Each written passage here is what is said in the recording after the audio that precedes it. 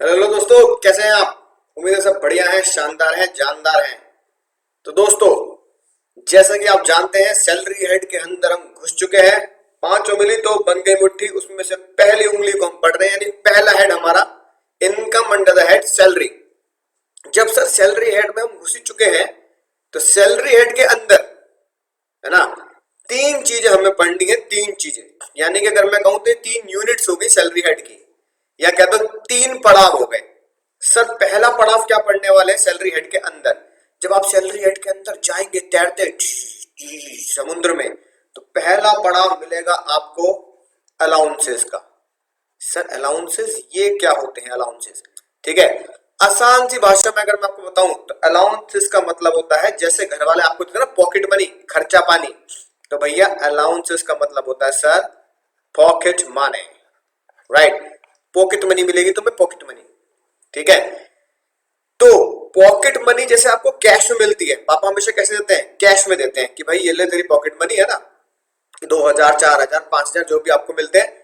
ऐसे ही pocket money की तरह हमारी कंपनी, जब हम सैलरी हेड के अंदर घुस चुके होते हैं, तो हम क्या पढ़ रहे होते हैं? हम पढ़ रहे होते हैं एम्प्लॉयर एम्प्लॉय, ये रिश्ता क्या कहलाता है, एम्प्लॉयर एम्प्लॉय का। तो भैया हमारा एम्प्लॉयर यानी हमारी कंपनी एम्प्लॉय को कुछ कैश में पेमेंट करती है। कैश का मतलब हमेशा ये नहीं होता कि भैया नोट गिनने कैश दे देंगे।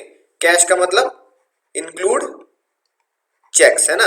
कैश या चेक से पेमेंट कर देती है, यानी आपके पास एक तरीके से हार्ड कैश हो सकता है। अगर आप बैंक से जाके निकाल ले, एटीएम से निकाल ले, कंपनी आपको कैश ही दे रही। राइट, कुछ काम के लिए कि भैया कैश पेमेंट कर दी और ये लो मजे लो, और कुछ अपना, है ना, काम करने के लिए तुम्हें इतना पैसा दे दिया गया। जैसे जैसे सर एक सेल्समैन है बेचारा, डोर टू डोर भटक रहा है, ये बेचना है, ये बेचना है, ये बेचना है, तो भैया दिन में कुछ खर्चा पानी के लिए कुछ पैसे चाहिए, नहीं चाहिए, चाय पानी के लिए, तो भैया उसे कुछ कैश दे दिया। राइट, तो उस कैश को बेचारा बोलेगा सर मुझे पता कौन सा कैश मिला, मुझे मिला लंच अलाउंस। ठीक है ना, lunch cash. Right, sir company बस, है ना, 20-25 रुपए दे देती है हर दिन के, किस चीज के सर? चाय अलाउंस, टी कैश एक तरीके से, है ना। राइट, तो अब मैं कैश कैश की जगह आज के बाद क्या वर्ड लगाया करूंगा? कैश को हटाएंगे और आज के बाद वर्ड लगाएंगे technical word, legal word, allowance, है ना। लंच अलाउंस कह दो, फूड अलाउंस कह दो, ठीक है ना, टी अलाउंस कह दो, जो तुम्हारा जी करे वो तुम इसको कह सकते हो बिना टेंशन के। ऐसे कंपनी बहुत सारे तरीके से कैश आपको दे सकते हैं। कंपनी के काम से मैं जा रहा हूं मुंबई, तो ट्रेवलिंग अलाउंस हो सकता है कि नहीं बात? राइट, मैं होटल में रुकूंगा तो मुझे होटल अलाउंस मिल सकते हैं, किसी भी तरह के अलाउंस मिल सकते हैं, यानी पॉकेट मनी, है ना। जिसे बचपन से बचपन तक आज तक हम पॉकेट मनी कहते हैं, वो हमारे अलाउंस है। आज घर में क्या कहना है? आज कसम खा लो, आज के बाद घर में ही बोलना है। जब भी पापा के पास जाओ और तुम्हें लगता है कि पॉकेट मनी थोड़ी कम पड़ रही, थोड़े पैसे बढ़वा लेने चाहिए घर वालों से, तो पापा के पास जाना, मम्मी के पास जाना, मम्मी पापा प्लीज मेरे अलाउंसेस बढ़ा दीजिए। पापा कहेंगे क्या बोला? Pocket money? No no no पापा, प्लीज इंक्रीज माय अलाउंसेस। ठीक है, तो मम्मी कहेंगे वाह वाह मेरे लाल, वाह वाह वाह बेटा पढ़ा लिखा हो गया, मतलब पढ़ा लिखा हो गया, है कि नहीं बात? तो ये पढ़े लिखी वाली बातें करेंगे और पॉकेट मनी आज के बाद कहना बंद करेंगे, बच्चों वाली चीजें हैं। पॉकेट मनी की जगह हमें बोलना है आज के बाद अलाउंसेस। तो घर वालों को बोलना अलाउंस, पिताजी इतने खुश हो जाएंगे कि भैया 2-4 हजार तो अलाउंस भी बढ़ा देंगे, ये ले चलो आज तूने पढ़ाई लिखाई वाली बात कर दी, इसका मतलब कुछ तो पढ़ रहा है, तेरे अलाउंसेस बढ़ गए। तो अलाउंसेस का मतलब समथिंग इन कैश। सबसे इंपॉर्टेंट है जो मुझे किस में मिल रहा है सर? अलाउंस का मतलब है जो मुझे मिल रहा है कैश में। ठीक है, तो ये बात ध्यान रखेंगे, it should be in cash. यानी इन शॉर्ट कोई भी चीज मुझे कैश में मिलती है तो वो अलाउंसेस कहलाई जाती है, अलाउंसेस कहलाई जाती है सर। मजा ही आ गया सर। अब भैया ऐसे ही कुछ बच्चे हैं बहुत ही मासूम से, वो कोचिंग में आते हैं पढ़ने, जो लाइफ पढ़ रहे हैं, है ना, वो आएंगे भैया कोचिंग में पढ़ने, रोज घर वालों से एक ही चीज, पापा ऑटो के पैसे दे दीजिए, ऑटो अलाउंसेस। पापा कहते हैं ओ ऑटो अलाउंसेस, ये लो बेटा, है ना, 50 रुपए। पापा ऑटो वाले ने पैसे बढ़ा दिए, है ना, अब मैं पूरा ऑटो करके जाता हूँ, ऑटो, है ना, ओला ऑटो करके जाता हूँ, लगभग मुझे लग जाते हैं 100-200 रुपए डेली। ओह प्लीज पापा इंक्रीज ऑटो अलाउंसेस। ओह ऑटो अलाउंसेस, ये लो बेटा 200 रुपए। पिताजी ने सोचा भाई ये रोज मुझसे ऑटो के कैश मांगता है, ऑटो के अलाउंसेस मांगता है, ऑटो के पैसे मांगता है, रोज मुझसे 100-200 रुपए, 100-200 रुपए, हद हो गई। पिताजी को एक दिन गुस्सा आया, पिताजी ने तुम्हारी आंखें बंद करी, बेटा आंखें बंद करो, है ना। चलो आंगन में चलो, तुम्हारे लिए एक सरप्राइज है। सरप्राइज, आगे खोलो सरप्राइज। ठीक है, तुमने देखा सरप्राइज तो पता लगा आंगन में ही है ना, मम्मी भी है ना थाली लेके खड़ी है। पिताजी ऑटो ही खरीद लाए, है कि नहीं बात। पिताजी ने बोला रोज रोज ऑटो के पैसे मांगता ना बेटा, ये ले आज तू ऑटो ही ले ले, मेरी तरफ से गिफ्ट ऑटो। मम्मी है ना थाली लेके खड़ी है, दिया जल रहा है, रोली वोली लगी है। ठीक है भैया, ऑटो आया है, सतिया बना दें, शुभ आरंभ करें। ठीक है ना, राइट। ये लो भैया तुम्हारा नया नया ऑटो। तुम कह रहे पापा ये क्या चक्कर है, पापा समझ में नहीं आई बात, ऑटो ये क्या है, ऑटो क्यों मंगा लिया पापा आपने। पापा ने कहा अरे नालायक, ऑटो आया है, अब रोज तू ऑटो के पैसे ऑटो के पैसे ऑटो के पैसे मांगता था, अब मैंने सीधा झंझट ही खत्म कर दिया, सीधा तुझे नया ऑटो दे दिया। अब कैश लेने की तेरे को जरूरत नहीं, ऑटो चला और सीधा अपने कोचिंग जा, साथ में सवारी भी मिलेगी, पहली सवारी की बुकिंग कर लियो, है कि नहीं बात भैया।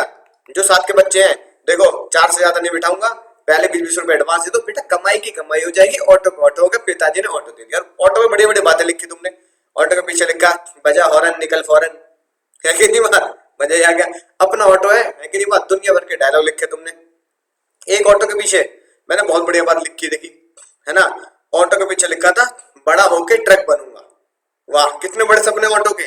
तुम पता नहीं बड़े होके क्या बनोगे, लेकिन ऑटो कह रहा था बड़ा होके ट्रक बनूंगा, है कि नहीं बात। तो भैया बड़ा होके वो ट्रक बनेगा, राइट। तो बजा हॉर्न निकल फौरन, ये बढ़िया बढ़िया तुमने डायलॉग लिखे। सर इसका अब हमारे कॉन्सेप्ट से क्या लेना देना है, अब ये बताओ। पिताजी ने, समझना ध्यान से, पिताजी ने अगर तुम्हें ऑटो का कैश देने की बजाय, ऑटो का कैश देने की बजाय सीधा ऑटो ही लाके दे दिया, यानी जिस चीज के तुम पैसे मांग रहे हो ना, सीधा वही चीज तुम्हें प्रोवाइड कर दी गई, तो उसे पता क्या बोलते हैं, उसे बोलते हैं फैसिलिटीज। क्या बोलते हैं, फैसिलिटी दे दी तुम्हें, तुम्हें सीधा वो चीज ही लाके दे दी, फैसिलिटी दे दी। अब क्या एग्जाम में सर इसको मैं फैसिलिटी लिख के आऊंगा ना, मुन्ना ना, एग्जाम में लिख के आना है परक्यूजिट्स। क्या लिख के आना है, परक्यूजिट्स, राइट। तो ये हमारा क्या है, परक्यूजिट है सर, परक्यूजिट, राइट। यानी फैसिलिटी को आज के बाद हमें क्या नाम देना है, इस प्यार को क्या नाम देना है, रिश्ता वही सोच नहीं, इस प्यार को नाम देना है परक्यूजिट। उम्मीद है बात समझ में आ चुकी होगी, मजा ही आ गया होगा, राइट। यानी कि अब तक हमने क्या पढ़ लिया सर, अगर कोई भी चीज मुझे कैश में मिलती है, कोई भी चीज मुझे कैश में मिलती है तो वो होती है अलाउंसेस। कोई भी चीज मुझे फैसिलिटीज के तौर पर मिलती है, कोई भी चीज मुझे फैसिलिटीज के तौर पर मिलती है तो वो होती है सर परक्यूजिट्स। सर तीसरा पड़ाव क्या पढ़ना है, तीसरा पड़ाव बहुत ही टुच्चा सा है, कोई टेंशन वाली बात नहीं है। तीसरे पड़ाव में हमें पढ़ने हैं सैलरी के अंदर रिटायरमेंट बेनिफिट्स। क्या पढ़ने हैं sir, retirement benefits. Retirement benefits में यानी कि जब आप रिटायर हो जाएंगे, यानी ये कैलकुलेशन कब होगी, जब आप रिटायर हो जाएंगे, तो रिटायर होने के बाद आपको क्या मिलती है भैया, पेंशन मिल रही है मान लो किसी कंपनी की तरफ से, ठीक है ना, राइट। प्रोविडेंट फंड का पैसा मिल रहा है, पीएफ, राइट। इस तरह की बहुत सारी चीजें हुए जो रिटायरमेंट के टाइम पे मिलती हैं, वो हम डिटेल में डिस्कस करेंगे बिना टेंशन के जब हम रिटायरमेंट बेनिफिट के पड़ाव पर पहुंचेंगे। यानी कि सर सैलरी में हमें 3 पड़ाव में, है ना, सैलरी हेड को पढ़ना है। अलाउंसेस पढ़ने हैं पहले, फिर कंपनी की तरफ से परक्विजिट्स पढ़ने हैं जो हमें मिले हैं, और फिर रिटायरमेंट बेनिफिट पढ़ने हैं। अब एक तो छोटे मोटे मैं तुम्हें बहुत ही शानदार जानदार एग्जांपल लिखा देता हूं, मजा ही आ जाएगा तुम्हें। पहला एग्जांपल देखो, सुनना ध्यान से। कंपनी ने मुझे क्या दिया, कंपनी यानी एम्प्लॉयर, कंपनी प्रोवाइड कैश, यानी कैश देते कंपनी ने, कैश या चेक कुछ भी लिख दो, है ना, कैश फॉर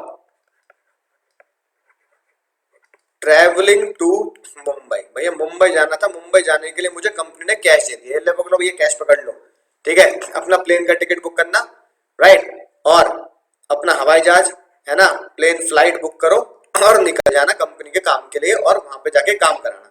तो ये पता क्या होगा सर, ये क्या होगा, ये होगा मेरा अलाउंसेस। मजा आएगा सर, क्योंकि क्या मिला है, कैश मिला है, समझ गए सर, समझ चुके हैं, कोई टेंशन वाली बात नहीं है।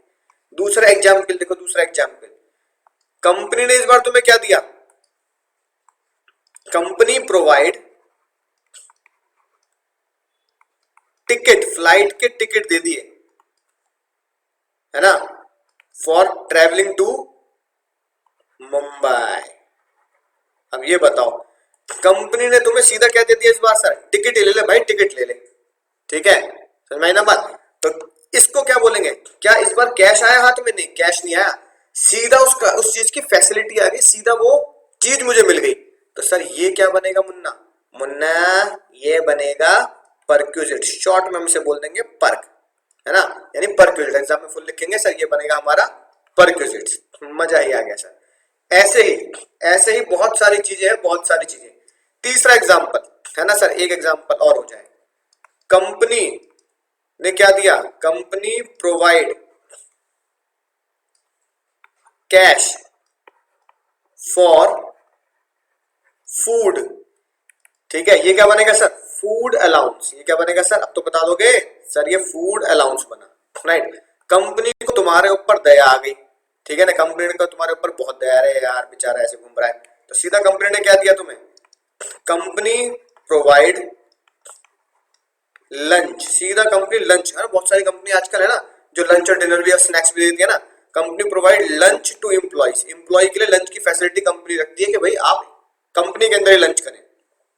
क्या बनेगा मुन्ना, मुन्ना ये बनेगा परक्विजिट। मजा ही आ गया सर। ऐसे बहुत सारे एग्जांपल है, बहुत सारे एग्जांपल पे एग्जांपल देते जाऊंगा, मजा ही आता जाएगा। कंपनी ने तुम्हें कैब के लिए पैसे दे दिए, है कि नहीं बात, कंपनी ने क्या दिया तुम्हें सर, कैब के लिए पैसे। कंपनी प्रोवाइड या company gives cash for cab, कि भैया ओला कैब बुक कर लो और चले जाओ, ये लो पकड़ो पैसे। क्या होगा सर, अलाउंसेस, अब बताने वाली बात ही नहीं है सर, तुच्छी बात है सर ये, ठीक है ना। इस बार कंपनी ने क्या किया, कंपनी ने सीधा आपके लिए क्या बुक कर दी, company booked cab for employ. तो भैया ये क्या हो गया सर, ये हो गया परक्विजिट्स, कोई टेंशन वाली बात है ही नहीं। समझ चुके सर। कोई भी चीज अगर कैश में मिल रही है तो अलाउंस, पिताजी ने ऑटो कैश दे दिया, अलाउंस पिताजी ने सीधा ऑटो दे दिया, ये ले पकड़, बजा हॉर्न, निकल फौरन और घुमा चले जाओ ऑटो, तो ये क्या होगा सर, ये होगा हमारा परक्विजिट्स। अब जो मुद्दे की बात है ना, वो है ज्ञान की बात, सुनना ध्यान से। अब एक बात देखो, जब मैं कोई भी अलाउंसेस लेता हूं, समझ रहे हो, जब मैं कोई भी अलाउंसेस लेता हूं तो मेरे मन में लालच आता है, लालच, लालच बुरी बला है, ठीक है, लेकिन क्या करें, आता तो है। कंपनी ने पता क्या दिया, कंपनी ने तुम्हें कैश दिया, ये ले भाई कैश पकड़, 20,000 रुपए, है ना, फॉर मुंबई, ठीक है, तुम्हें भैया मुंबई जाना है, 20,000 रुपए कैश दे दिया, ये काम करना है और 2 दिन में लौट के आ जाना है, आने जाने के फ्लाइट वगैरह सब तुम्हें ही बुक करनी है। तुम होशियार निकले एक नंबर के, तुमने कहा सस्ती वाली फ्लाइट लूंगा, सस्ती वाली। कंपनी ने बोला भैया सुबह निकलना आराम से 8-9 बजे, 11 बजे की फ्लाइट पकड़ना, मुंबई पहुंचना, आराम करना, अगले दिन कंपनी का काम करना, उसके अगले दिन वापस बैक टू नोएडा दिल्ली। तुमने कहा यार मैं 9 बजे निकलूंगा, 10 बजे पहुंचूंगा, क्या है ना, 9 बजे की फ्लाइट देखी तुमने, 9 बजे की वाली फ्लाइट, 10 बजे वाली फ्लाइट, दिन की फ्लाइट ना हमेशा महंगी होती है, तो तुमने देखा भैया 9 बजे वाली फ्लाइट है 6,000 रुपए की, आना जाना होगा 6 और 6 12, यानी कि 12,000 रुपए। तुमने देखा सबसे सस्ती फ्लाइट किस टाइम चल रही है, सबसे सस्ती फ्लाइट, तो तुमने देखा सस्ती फ्लाइट चल रही है सुबह 3:30 बजे, है कि नहीं बात, राइट, 3 AM, ठीक है, उसके लिए चेक इन 2 घंटे पहले पहुंचना पड़ता है ना, एयरपोर्ट पे चेक इन के लिए। तुमने सोचा 1 बजे पहुंचना पड़ेगा, 3 साढ़े 3 की फ्लाइट है, लेकिन फ्लाइट आ रही है, ठीक है, 3,000 रुपए की, मान लो चलो 5,000 रुपए की, आना जाना 5,000 रुपए, 2,500 की फ्लाइट मिल रही है ना, राइट। तो तुमने देखा 5,000 में काम हो रहा है, ठीक है, 7,000 रुपए बच रहे। तो तुमने क्या फैसला किया, तुमने कहा थोड़ी सी तकलीफ उठा देंगे, ये वाली फ्लाइट नहीं बुक करेंगे, ये वाली फ्लाइट बुक करेंगे। अब तुमने 5,000 रुपए की फ्लाइट बुक कर ली, अब तुमने सोचा 5,000 रुपए खर्च हो गए, अब बचे हैं 15,000 रुपए। अब मुंबई जैसे पहुंचे, पता लगा मुंबई में रहती है मौसी जी, मौसी जी कूद जाऊंगा, फान जाऊंगा मैं, बसंती से शादी करवा दो मौसी जी, ऐसे तुम भी पहुंच गए, मौसी जी कूद जाऊंगा, जान दे दूंगा अपनी, अपने घर में रखोगे मुझे। मौसी कहेंगे अरे अरे मेरा बेटा लाल, मेरा लाल, मेरा बेटा, अरे मेरा बेटा, ठीक है, इतने दिनों बाद आया है ना, होटल में रहेगा, पागल हो रहा है, मम्मी ने बात कर ली, ठीक है, चिंटू पहुंचने वाला है, ठीक है ना, राइट, 2 दिन रहेगा चिंटू वहां पे। अब ये बताओ तुम मौसी क्या रुके, बस एक मिठाई का डब्बा ले गए, तुमने कहा बढ़िया सा मिठाई का डब्बा ले जाता हूँ, फ्रूट्स ले जाता हूँ, 1,000 रुपए का खर्चा कर दिया तुमने, तो भैया तुम्हारी जेब से तो खर्चा हो गया 6,000 रुपए, राइट। अब कंपनी ने दिए 20, टोटल खर्चा हुआ तुम्हारा 6,000 रुपए, अब तुमने कितने बचा लिए, समझना ध्यान से आज के कॉन्सेप्ट की खतरनाक बात। तुमने कितने सेव कर लिए sir? Sir I have saved 14,000। समझना बहुत ही मजेदार बात। सर मैंने 14,000 रुपए सेव कर लिए, 14,000 रुपए सेव कर लिए। अब जो 14,000 रुपए तुमने सेव कर लिए हैं, क्या ये तुम्हारी कंपनी तुमसे पैसे वापस मांग लेगी कि भैया 14,000 रुपए तूने बचाए ना, पैसा निकाल, जल्दी से पैसा वापस दे, रिफंड दे? क्या कंपनी वापस मांगेगी? ना मुन्ना ना, ना मुन्ना ना, कंपनी ये पैसा कभी रिफंड नहीं मांगती। कंपनी कहती है भैया हमारा काम हो जाना चाहिए, काम हो जाना चाहिए पूरा तरीके से। अब हमने तुम्हें 20,000 रुपए दिए, 20,000 में से तुमने 6,000 ही खर्च किए, बाकी तुमने बचा लिए, तो कंपनी तुम्हें पैसे वापस नहीं मांगी। कंपनी नहीं कहेगी भैया तूने इतने बचा लिए ना, पैसा वापस। ठीक है, अब तुम्हारे मन में यही लालच आता है कि अगर कंपनी जो मुझे जितना भी पैसा देती है, जितना भी मुझे कंपनी पैसा देती है, उसमें से मैं बचा कितना लूं। अब तुमने 14,000 बचा लिए। सुनना ध्यान से, आप बहुत राज की बात, सुनना ध्यान से। ये जो तुमने पैसा बचा लिया, ये कंपनी ने तो वापस नहीं मांगा, ठीक है ना, कंपनी ने वापस नहीं लिया, ठीक है ना, राइट। कंपनी कह रही है बचा ले जा, जी ले अपनी जिंदगी, जा सिमरन जा, जी ले अपनी जिंदगी। लेकिन मुन्ना, ये पैसा फाइनेंस मिनिस्टर है ना, फाइनेंस मिनिस्टर जी को बहुत खला। उन्होंने कहा बेटा मिले कितने? सर मिले काम के 20, खर्च कितना किया? सर 6, बचाए कितने? 14। यानी कि फाइनेंस मिनिस्टर साहब ने बोला the money which you have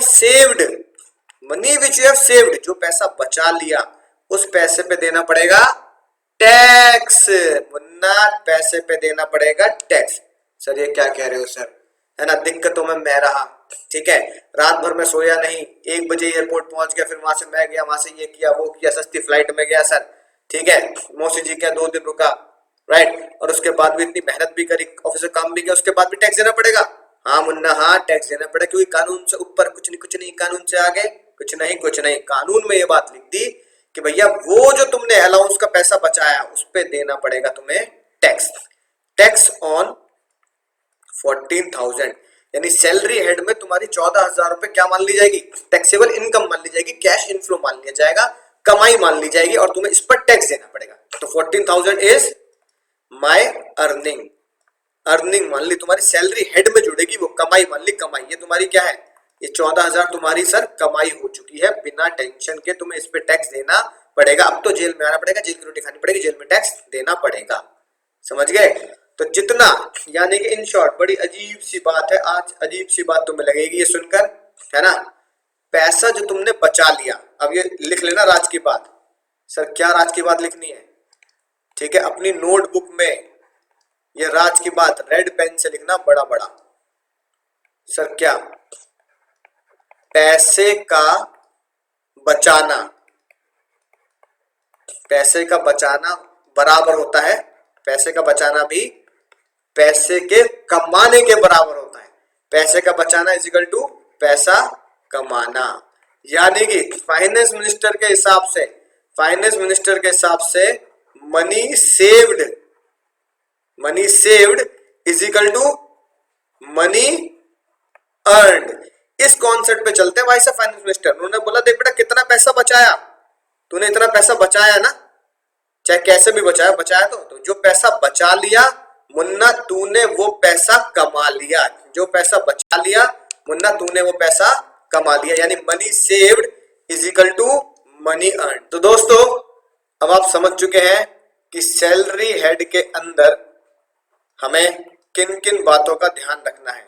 पहले हमें सीखना है कैसे कमाई और टैक्स निकलता है अलाउंसेस पर, कि कौन कौन से अलाउंसेस मेरी कमाई बनने वाले हैं, यानी जो मुझे कैश पेमेंट होगी। सर दूसरा मुझे पढ़ना है परक्विजिट्स के बारे में, ठीक है, परक्विजिट्स मतलब फैसिलिटीज। और सर तीसरा पड़ाव फिर मैं पढ़ूंगा रिटायरमेंट बेनिफिट्स के बारे में, यानी कि मुझे 3 पड़ाव में सैलरी हेड को खत्म करना है, राइट। अब ये हम समझ चुके हैं कि अलाउंसेस हमें हमेशा कैश में ही मिलेगा, परक्विजिट्स हमें हमेशा फैसिलिटीज के तौर पर मिलेगी, ठीक है, कैश नहीं मिलेगा, उस काम का सीधा चीज ही मिल जाएगी, जैसे टिकट वगैरह, राइट। अब एक बहुत ही खतरनाक बात जो आज है ना आपको ध्यान रखनी है, अगली राज की बात। कंपनी ने पहली बार मुझे मुंबई जाने के लिए क्या दिया, कैश दिया, अलाउंसेस हो गया, मजा ही आ गया। कंपनी ने फिर अगली बार मुझे क्या दे दिया, टिकट दे दिया, ये ले पकड़ टिकट, है ना, हमें पता है तू सुबह सुबह चला जाएगा, रात को चला जाएगा, भैया दिक्कत रहती है, होटल के वाउचर पकड़। तो भैया होटल के वाउचर भी दे दिए, टिकट भी दे दिया, परक्विजिट्स हो गया। इस बार कंपनी ने मुझे एक अजीब सी बात बोली जो बहुत सारी कंपनीज में चलती है। कंपनी ने पता क्या बोला, कंपनी ने बोला भाई अपनी टिकट पहले तू खुद बुक करा ले, है ना, टिकट बुक कर ले। टिकट बुक करके जो भी टिकट है या वाउचर है, जो भी टिकट के, टिकट फाइनेंस डिपार्टमेंट में जाके दिया, टिकट कर दे कंपनी में सबमिट। ठीक है जी, टिकट कंपनी में सबमिट कर। सबमिट करने के बाद ये पता लग जाएगा भैया अकाउंटेंट को कि भाई तूने इतने रुपए की टिकट मुंबई जाने के लिए कराई है। मान लो टिकट तूने कराई भैया इस बार ठीक सी 12,000 रुपए की कराई, आना जाना, राइट, राउंड ट्रिप। तो भैया राउंड ट्रिप हो गया तेरा 12,000 रुपए। कंपनी ने क्या किया, कंपनी ने कहा कि अकाउंटेंट के पास जब तुम जाओगे तो अकाउंटेंट से 12,000 रुपए ले लेना। तो तुमने 12,000 रुपए, ठीक है, किससे ले लिए, अकाउंटेंट से ले लिए, right. Received cash from company, refund कहते हैं ना, कंपनी से तुमने कैश ले लिया टिकट बुक कराने के बाद, राइट। इससे पता क्या बोला जाता है, इसे बोला जाता है रिएम्बर्समेंट। जो आम आदमी इसे क्या बोलता है सर, रिफंड बोलता है, इसे आज के बाद आप क्या बोलोगे, रिएम्बर्समेंट। कंपनी ने तुम्हें क्या किया, पैसा रिएम्बर्स कर दिया। ठीक है, अब देखो क्या कहानी हुई, समझ चुके हो अब तुम कहानी पूरी, है ना। सबसे पहले तुमने टिकट बुक करी, टिकट सबमिट करी कि भैया मेरे 12,000 रुपए की टिकट हुई है, और फिर उस टिकट का तुम्हें क्या मिल गया, रिएम्बर्समेंट मिल गया, तुम्हें पैसा वापस मिल गया। तीसरे स्टेप में पैसा तुम्हें किस में मिला है सर, कैश में मिला है। सबसे बड़ा सवाल ये जो रिएम्बर्समेंट तुम्हें मिला है 12,000 रुपए का, सर ये मेरा अलाउंसेस माना जाएगा और अलाउंसेस के पड़ाव में, अलाउंसेस के यूनिट में जाके टैक्सेबल होगा, या ये मेरा परक्विजिट्स माना जाएगा, फैसिलिटी मानी जाएगी। बताओ क्या माना जाएगा, अलाउंस या पर्क? सोच कर समझ कर जवाब दें। सर ये भी कोई पूछने वाली बात है, टुच्ची बात कर दी सर आपने, बिल्कुल टुच्ची सर मैंने कंपनी के पास, है ना, पहले टिकट बुक कर लिया, कंपनी को मैंने टिकट दे दिया, कंपनी ने मुझे क्या किया, कैश थमा दिया, तो मेरे हाथ में कैश आया, मेरे हाथ में क्या है, कैश। मुन्ना पैसा करती है, 5 रुपए क्यों मरते हैं, पैसा आया नहीं आया भाई, बिल्कुल आया सर। अगर पैसा हाथ में आता है दोस्तों, अगर पैसा हाथ में आता है तो मानेंगे क्या नहीं मानेंगे, बताइए क्या मानेंगे सर हम अलाउंस मानेंगे, क्योंकि हमें कैश प्राप्त हुआ है, अलाउंस मानेंगे दोस्तों, अलाउंस मानेंगे। बिल्कुल सही बात सर, पैसा आपकी जेब में कैश आया है, राइट, आपको सीधा कैश रिइंबर्समेंट हो गया है। जब भी मैं कैश प्राप्त करता हूं तो ये मेरे अलाउंसेस माने जाते हैं। पर्क में तो आपको फैसिलिटी की तरह सीधा टिकट ही दिया जाएगा, टिकट ही मिलेगा। तो ये क्या हुआ सर, कैश हुआ। मजा ही आ गया सर, लगा लो कांटे, लगा लो कांटे। सर ये क्या कह दिया सर, नलायको। अभी तुम्हें मैंने क्या समझाया, अभी मैंने तुम्हें समझाया कि अलाउंसेस जो होते हैं, सुनना ध्यान से, आता माजी सटकली, अलाउंसेस जो होते हैं, अलाउंसेस में जब भी आपको कुछ भी कैश मिलता है तुम उसमें से कुछ ना कुछ बचाने की कोशिश करते हो और कुछ ना कुछ बचा लेते हो। प्रैक्टिकल लाइफ में तो 100% बचा लेते हो, एग्जाम में क्वेश्चन आएगा उसमें भी आप 100% बचा ही लेंगे, राइट।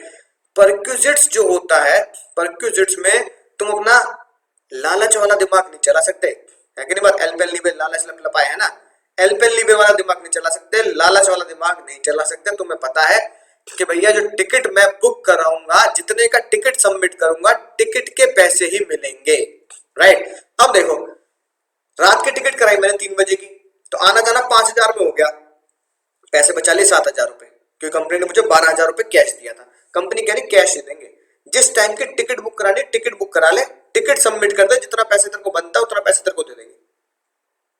ठीक है, तुमने अगर 5,000 की टिकट बुक कराई, कंपनी को सबमिट कर दिया, अकाउंटेंट भैया टिकट लाया हूँ 5,000 रुपए दे दो, ये देखो टिकट में लिखा है 5,000 रुपए, तो 5,000 मिल जाएंगे। अब तुमने करे दिन की टिकट, आराम से जाऊंगा, मजे में, कोई टेंशन वाली बात नहीं है, राइट। उस पर लिखा 12,000 रुपए, अकाउंटेंट भैया ये देखो टिकट बुक कराइए 12,000 रुपए, है कि नहीं बात, अकाउंटेंट तुम्हें 12,000 रुपए दे देगा। इसका मतलब बहुत ही राज की बात, बहुत ही खतरनाक बात, कि जब मैं पैसे बचाने का लालच करता हूँ, पैसे बचाने की सोचता हूँ, तो हमेशा अलाउंसेस में ही तिगड़म लगा सकता हूँ, अलाउंसेस में ही दिमाग लगा सकता हूँ, पैसा कैसे बचा लूं। परक्यूजिट्स में तो पैसा बचना ही नहीं है, परक्यूजिट में तो मजा लेना बस चीजों का। कंपनी ने बढ़िया फ्लाइट बुक कराई, मजा लो, कंपनी ने बढ़िया होटल बुक कराया, मजा लो, मौसी से बोल दो होटल बुक कर रखा है कंपनी ने, राइट। तो सीधा फैसिलिटी का मजा लो, फैसिलिटी का मजा कंपनी ने तुम्हें दिया और कह दिया फैसिलिटी तू बुक कर ले और रिफंड ले ले, भाई हम बुक करेंगे तो तू जाके मजे ले ले, या तू बुक कर ले और हमसे पैसा रिफंड ले ले, है कि नहीं बात। तो उसमें बचा तो पाया नहीं ना पैसा, इसलिए बहुत ही खतरनाक राज की बात यही है आज की, कि रियम्बर्समेंट भी क्या माना जाता है, रियम्बर्समेंट भी परक्यूजिट्स ही माना जाता है। Perquisites is also known as reimbursement, यानी आज के बाद अगर कोई भी पैसा तुम्हें, है ना, रियम्बर्स किया जा रहा है, कंपनी से तुमने पहले टिकट बुक करा लिया खुद और फिर कंपनी से तुमने उसका रिफंड ले लिया, रियम्बर्समेंट ले लिया, तो reimbursement is also called perquisites, right. तो याद रखना रियम्बर्समेंट की यही खास बात है एग्जाम के लिए, क्योंकि उसमें लिखा होगा क्या, इसलिए डेंजर बनाते हैं, डेंजरस, माइकल जैक्सन के गाने की तरह डेंजरस, तो भैया डेंजर बना देते हैं। यहाँ लिखा होता है reimbursement receive in cash, reimbursement receive in cash, तो कैश नाम से भटक मत जाना, क्योंकि रियम्बर्समेंट क्या है, फैसिलिटी है परक्यूजिट से, क्योंकि तुम उसमें कुछ पैसा बचा नहीं पाते, इसलिए reimbursement is also known as perquisite. मजा ही आ गया सर, क्या ज्ञान की बात बताई आपने, है कि नहीं बात। अब आती है बात, सर इतनी सब चीजें पढ़ ली, क्यों ना फाइनली सैलरी हेड का फॉर्मेट पढ़ लेते हैं। जैसे हमने सेक्शन 5 पढ़ा ना, ROR, RNOR, NR, earn in India, first receipt in India, earn receive outside India, पढ़े थे ना।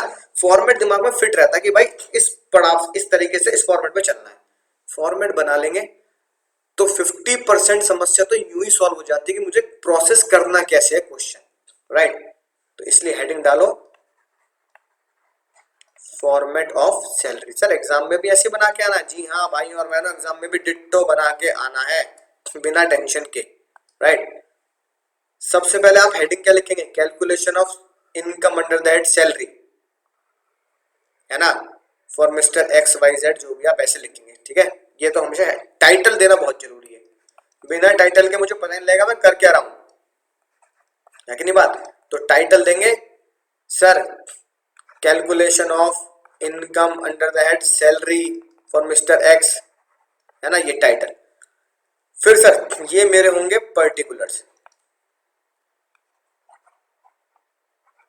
और ये मेरा होगा टैक्सेबल अमाउंट, कितने अमाउंट पर मुझे टैक्स भरना है ब्रेकअप पार्टी से। तो पहले अमाउंट तो निकल जाए, ठीक है सर, मजा ही आ गया। सबसे पहले देखो, सबसे पहले जो मैंने आपको सिखाया बेसिक सैलरी आती है जो आपने पे स्केल से निकाली, पे स्केल से निकाली तो बहुत बड़ी बात है, अगर नहीं दे रखा तो सीधा क्वेश्चन में बेसिक दे रखी होगी। सबसे पहले मैं लिखूंगा बेसिक सैलरी, पहला पड़ाव, ठीक है, यानी पहली बात। फिर डीए, डीए को एग्जाम में लिखेंगे आप फुल फॉर्म में dearness allowance. Sir dearness allowance मतलब हिंदी में लिखे तो महंगाई भत्ता, सर हाँ ठीक है ना, महंगाई भत्ता, ठीक है, उसे बोलते हैं अलाउंस, महंगाई भत्ता। जैसे वो पीपल लाइफ पिक्चर आती है, महंगाई डायन खाए जात रे, तो भैया कंपनी कहती है महंगाई बढ़ रही है, इन्फ्लेशन बढ़ रहा है, तो इन्फ्लेशन को कंपनसेट करने के लिए हम तुम्हें डीए देंगे, यानी महंगाई को कंपनसेट करने के लिए अलाउंस मिलेंगे, भत्ता मिलेगा, हिंदी में बोलते हैं। जब आप यहाँ पे लिखेंगे तो यहाँ पे आप इस डीए को पूरा 100% लिखेंगे, यानी जितना क्वेश्चन में डीए दे रखा है उतना पूरा 100% लिखना है, ठीक है, समझ में आएगी आज की बात ये क्या है। फिर उसके बाद क्या आएगा सर, फिर आएगा सर कमीशन। सर कंपनी की तरफ से कोई भी कमीशन मिला वो आएगा। फिर आएगा सर बोनस। भैया बोनस भी तो सैलरी हेड में जाएगा क्योंकि एम्प्लॉयर एम्प्लॉय रिलेशनशिप की वजह से तो मुझे बोनस मिल रहा है। तो बेसिक आ गया, डीए आ गया, कमीशन आ गया, बोनस आ गया। सर आगे बताइए सर। फिर आएगा सर कंपनी का कंट्रीब्यूशन। किसका? मेरा नहीं, कंपनी का, इसलिए लिख रहा हूं कंपनी का हिंदी में, ताकि तुम्हें एग्जाम में याद रहे। फॉर्मेट ही याद कर लोगे तो भी आधे समझ से सॉल्व। कंपनी का कंट्रीब्यूशन है, कंपनी का contribution in recognised provident fund, RPF short में लिख रहा हूं, recognised provident fund, recognised provident fund, recognised provident fund. Company का कंट्रीब्यूशन, कंपनी का contribution in recognised provident fund, company का कंट्रीब्यूशन, मेरा नहीं। मैं भी कंट्रीब्यूट करूंगा, कंपनी भी करेगी, पर कंपनी का लिखना है। डिटेल में पढ़ेंगे आगे, चिंता मत करो। उसके बाद interest, interest on recognised provident fund, ठीक है, interest on recognised provident fund, जितना भी इंटरेस्ट आया आरपीएफ में वो, और इंटरेस्ट कितना टैक्सेबल होता है? मोर देन 9.5%, ठीक है ना। हालांकि वर्किंग नोट में आपको सिखाऊंगा बिना टेंशन के। तो ये 6 लोग सर जब फिक्स हो गए, उसके बाद आता है हमारा पहला पड़ाव। पहला पहला प्यार है, पहला पड़ाव जो हमने अभी सीखे। सैलरी हेड के अंदर 3 यूनिट पढ़नी है हमें एक तरीके से। पहला पड़ाव होगा, ब्लॉक लेटर में इसलिए लिख रहा हूं, अलाउंसेस, यानी तुम्हारे pocket money type cash payment, ठीक है। और अभी हमने सीखा जब अलाउंसेस हमें मिलता है तो पहले मैं इंटरनल कॉलम में लिखूंगा अलाउंसेस रिसीव्ड, है ना। कोई भी अलाउंस, जैसे तुम्हें टिकट अलाउंस मिले जो मैंने एग्जांपल दिया, तो टिकट अलाउंस रिसीव्ड, कितने तुमने प्राप्त किए, इंटरनल कॉलम में। फिर एक बार बताओ, एक बार बताओ, तुम फिर उसमें से कुछ खर्चा पानी भी तो कहोगे सर मैंने जितना खर्च कर दिया, है ना, खर्चा पानी जितना मैंने कर दिया सर उतने पे थोड़ी टैक्स ले लोगे, तो तुमने एक्सपेंस कितना किया, ठीक है। तो फाइनेंस मिनिस्टर ने कहा इसमें से माइनस कर दूंगा एग्जम्पशन। एग्जम्पशन कितनी? जैसे अपने एग्जांपल में अगर तुम्हें याद हो तो अपने एग्जांपल में मैंने अलाउंस रिसीव किए टिकट के अलाउंस 20,000 रुपए। एग्जम्पशन कितनी थी? भैया जितना तुम खर्च कर दोगे उतना हटा दो, उतने की माफी ले लो, है कि नहीं बात। जितना तुमने खर्च कर दिया अपने ऑफिस काम के लिए उतना हटा दो, जितना बचा लिया उस पर तो तुम्हें टैक्स देना पड़ेगा। पैसे का बचाना भी पैसा कमाना होता है, पैसे का बचाना भी पैसा कमाना होता है, पैसे का बचाना भी पैसा कमाना होता है। खर्च कितना कर दिया? जितना खर्च कर दिया उतने की एग्जम्पशन ले लो। सर मैंने खर्च कर दिया था 6,000, कितना बचाया? सर 14,000 रुपए बचाए थे, 14,000 रुपए सेव। तो भैया 14,000 रुपए जो तुमने सेव किए थे वो तुम्हारी इनकम मान ली जाएगी, और तुम्हारे आउटर कॉलम में यानी तुम्हारे टैक्सेबल अमाउंट के कॉलम में वो लिखा जाएगा। मजा ही आ गया सर, राइट। एग्जम्पशन जो निकलेगी वो हमेशा निकालेंगे वर्किंग नोट में। तो भैया वर्किंग नोट निकालेंगे, वर्किंग नोट में आपको पता रहेगा कि भाई किस तरीके से मुझे एग्जम्पशन निकालने, क्योंकि अलाउंसेस बहुत सारे हैं तो हर अलाउंस की लगभग थोड़ी थोड़ी अलग तरीके से कैलकुलेशन होगी, ठीक है सर। मजा आएगा। पहला पड़ाव हो गया। फिर आएंगे दूसरा पड़ाव। दूसरा पड़ाव क्या? परक्विजिट्स। परक्विजिट्स मतलब कंपनी की तरफ से फैसिलिटीज, ठीक है जी। जो भी फैसिलिटी मिली, जैसे कंपनी की तरफ से टिकट मिल गया, ठीक है, कंपनी की तरफ से कार मिल गई, है ना, कंपनी की तरफ से घर मिल गया, जो भी फैसिलिटी मिली उसकी कैलकुलेशन हम करेंगे सर वर्किंग नोट में। उसकी कैलकुलेशन भी वर्किंग नोट में होगी, और वर्किंग नोट में जो अमाउंट निकल के आएगा, वर्किंग नोट में जो अमाउंट निकल के आएगा सीधा आउटर कॉलम में लिख देंगे। अलाउंस ऑफ पर्क में फर्क समझो दोस्तों। अलाउंस ऑफ पर्क में, अलाउंस में हमें एग्जम्पशन देनी है, अलाउंस में हमें एग्जम्पशन देनी है, एग्जम्पशन की कैलकुलेशन करनी है। परक्विजिट्स में कोई एग्जम्पशन नहीं है, परक्विजिट्स में कोई एग्जम्पशन नहीं है, ठीक है। हमें सीधा जो वर्किंग नोट बताया जा रहा है सीधा उसको आउटर कॉलम में लिखेंगे, ठीक है सर। मजा ही आ गया। तीसरा पड़ाव भी हो गया सर। चौथा पड़ाव बताइए सर। चौथा पड़ाव, चौथा सॉरी तीसरा पड़ाव बताइए सर। दो पड़ाव हो गए। तीसरा है सर हमारा रिटायरमेंट बेनिफिट्स। रिटायरमेंट बेनिफिट्स, ठीक है। बिल्कुल अलाउंसेस की भांति, बिल्कुल अलाउंसेस की भांति इसका ट्रीटमेंट भी किया जाएगा मुन्ना। सर कैसे? पहले मैं लिखूंगा रिटायरमेंट बेनिफिट रिसीव, जैसे तुम्हें पेंशन मिली तो लिखूंगा पेंशन रिसीव्ड, कितनी पेंशन प्राप्त हुई, इनर कॉलम में। फिर जैसे अलाउंसेस में हमने एग्जम्पशन दी थी, जैसे अलाउंसेस में एग्जम्पशन दी थी, सेम माइनस करूंगा exemption for pension, exemption for pension, exemption भी वर्किंग नोट में निकाली जाएगी। तो अलाउंस में वर्किंग नोट बनेगा एग्जम्पशन का, वर्किंग नोट में सीधा वर्क का वर्किंग नोट बनेगा, सीधा आउटर कॉलम में लिख दूंगा। और भैया और मुन्ना, पेंशन या रिटायरमेंट बेनिफिट में भी एग्जम्पशन का वर्किंग नोट बनेगा, एग्जम्पशन माइनस करके जो बचेगा अमाउंट वो आउटर कॉलम में लिख दूंगा। सर 3 पड़ाव भी हो गए, साथ साथ लिखते जाना दोस्तों, साथ साथ, है ना, पूरा एक पेज भरेगा। अब इन सब को ऐड कर दो। सर किन सब को? फिर से देखो ऊपर से, इन सब को, basic, DA, commission, bonus, company का contribution RPF, interest on RPF, 6 लोग ये ऐड कर दो। अलाउंस जो आउटर कॉलम में है इसे ऐड कर दो। फिर परक्विजिट्स जो आउटर कॉलम में है इन्हें ऐड कर दो। रिटायरमेंट बेनिफिट जो आउटर कॉलम में, इन्हें ऐड कर दो, सबको ऐड कर दो। ऐड करके जो वैल्यू बचेगी उसे नाम देते हैं ग्रॉस सैलरी। क्या नाम देते हैं सर? Gross salary. ठीक है सर, मजा ही आ गया, ये मेरी ग्रॉस सैलरी आ गई। फिर भैया सैलरी हेड के अंदर ही, सैलरी हेड के अंदर ही हमें कुछ डिडक्शन देनी है। डिडक्शन सैलरी हेड के अंदर, उस हेड के अंदर, ये डिडक्शन वो नहीं है जो 5 हेड में से दी जाती है, डिडक्शन देनी है। सर लेस करूंगा मैं, डिडक्शन माइनस होनी है, लेस करना है। डिडक्शन, डिडक्शन का मतलब ही कुछ चीज घटाना होता है। Under section 80C to 80U, ना मुन्ना ना 80C to 80U मत कर देना, 80C to 80U तो जब मैं 5 हेड की इनकम को जोड़ देता हूं, याद आया, तब उसमें से घटाई जाती है। यहां तो 5 हेड की, एक हेड की कैलकुलेशन कर रहा हूं मैं। तो डिडक्शन अंडर सेक्शन 16 है कि नहीं बात? सेक्शन 16 की रिडक्शन दूंगा। 16 का डोला, पहली स्टैंडर्ड जो फिक्स है, फिक्स है, एग्जाम में देनी देनी है, आंख नीच कर देनी है। कितनी सर? 50,000 रुपए। मजा ही आ गया सर। और बताइए दूसरी रिडक्शन, एंटरटेनमेंट अलाउंस, है ना, एंटरटेनमेंट अलाउंस। ठीक है, अलाउंस समझ गया ना? कुछ कैश मिलता है एम्प्लॉय को कुछ एंटरटेन करने के लिए, जैसे मूवी टिकट, ये ले भैया मूवी टिकट ले है ना, राइट, सर्कस वर्कस लग रहा है आपके शहर में तो उसका टिकट वगैरह मिल गया, तो भैया वो होते हैं एंटरटेनमेंट अलाउंस। लेकिन खास बात, खतरनाक बात क्या है, एंटरटेनमेंट अलाउंस की जो डिडक्शन दी जा रही है, एंटरटेनमेंट अलाउंस की जो डिडक्शन दी जा रही है, वो मिलेगी ओनली एंड ओनली टू सरकारी एम्प्लॉय यानी government employee, only to government employee. यानी कि प्राइवेट एम्प्लॉय को, जो सरकारी नौकरी नहीं करते, नॉर्मल जॉब करते हैं प्राइवेट कंपनी में, एमएनसी में, उन लोगों को उसकी रिडक्शन नहीं देनी।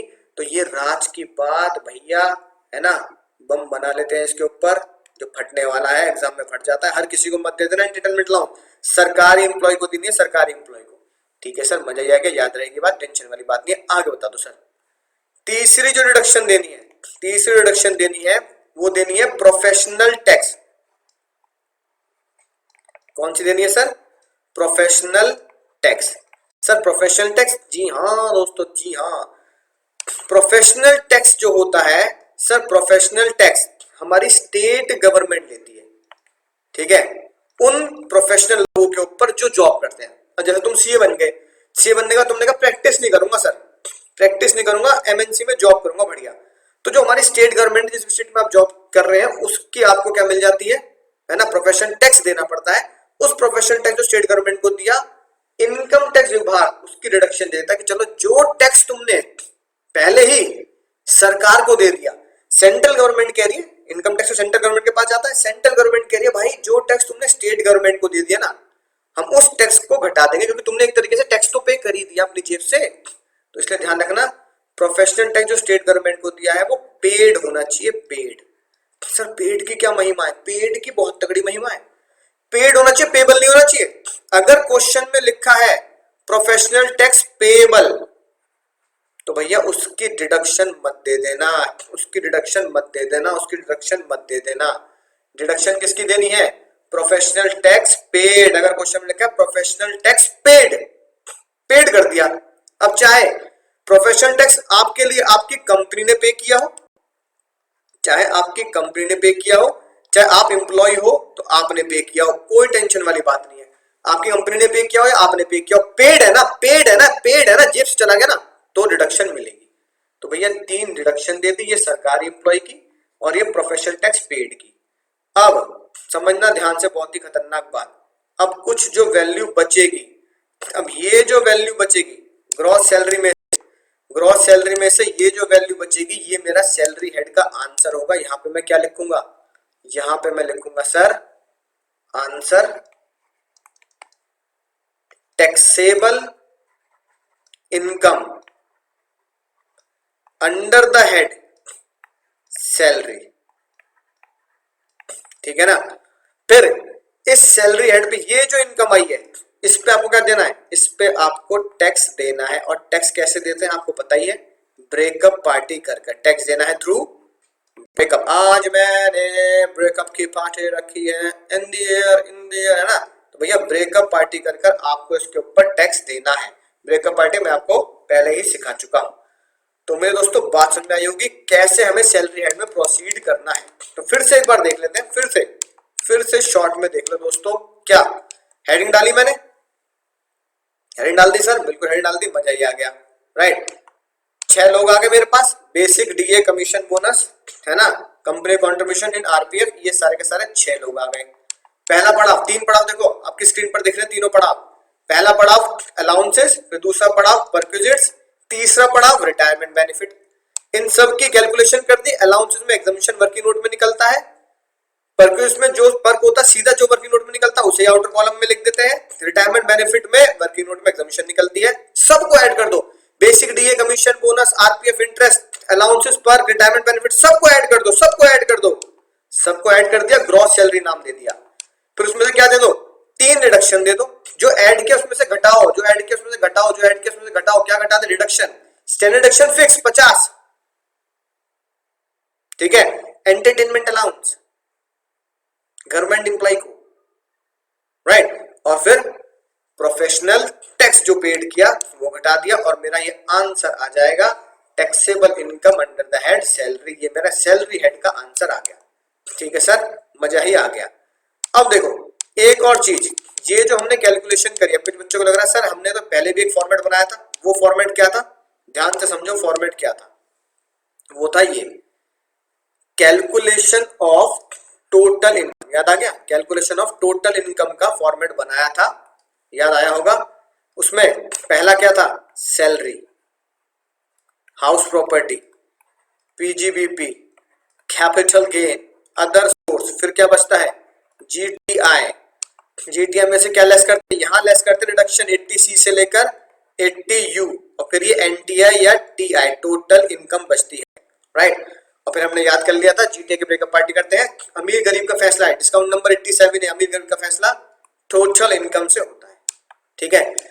ये जो मैंने कैलकुलेशन करी, इसमें जो सैलरी आया ना, salary house property PGB capital gain, salary को कैसे कैलकुलेट करना है, इसमें सैलरी को ऐसे कैलकुलेट करना है, ठीक है। जब मैं अपने मेन फॉर्मेट में, ये मेरा मेन फॉर्मेट है, ठीक है, पांचों हेड का, तो पांचों हेड का जब मैं फॉर्मेट बनाऊंगा, salary house property PGB capital gain other source GTI, GTI में से रिडक्शन फिर एनटीआई, तो पांचों हेड में जब मैं सैलरी लिखूंगा, salary house property PGB other source, जो सैलरी लिखूंगा, सैलरी की कैलकुलेशन ऐसे होनी है, सैलरी की कैलकुलेशन ऐसे होनी है, जो मैंने आपको अभी ये पूरा फॉर्मेट लिखवाया है। तो मेरे दोस्तों फॉर्मेट आपको समझ में आ चुकी होगी, ठीक है, आप इसे नोट भी कर चुके होंगे। हर क्वेश्चन इसी फॉर्मेट पे बनाना है, फॉर्मेट क्वेश्चन के साथ ही आपको रट जाएगा, मेरी गारंटी है। तो अब अगले लेक्चर में हम शुरू करने वाले हैं पहला पड़ाव अलाउंसेस, तो थोड़ा सा वेट कीजिए, इसको नोट कीजिए, राइट। और मिलूंगा अगले लेक्चर में, तब तक आपको पता है करना है क्या, पढ़ते रहना है, सीखते रहना है, कुछ नया करते रहना है और